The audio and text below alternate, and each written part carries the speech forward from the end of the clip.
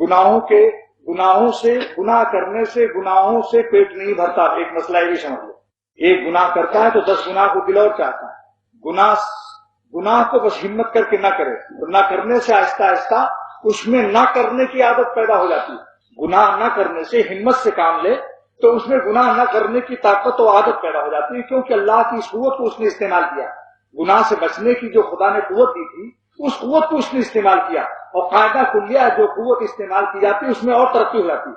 اب یہ ہاتھ ہے نا, کوئی کام نہ لو ایسی ابھی باندھ دو اس کو رسی سے, یہاں 6 مہینے کے بعد دیکھو گے ہاتھ بیکار ہو جائے گا, کیونکہ اس میں جو طاقت تھی اس سے کام نہیں لیا گیا.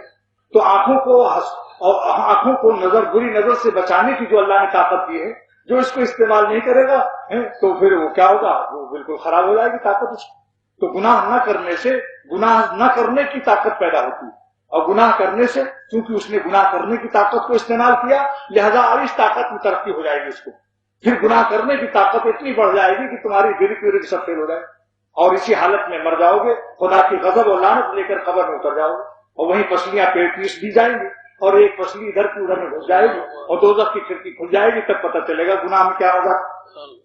اس لیے پیخانوں کو پیشاب سے مت دھو. بعض لوگ کہتے ہیں ایک دفعہ پیٹ بھر کے گناہ کر لو, جی بھر جائے گا, پھر متقی بن جائیں گے.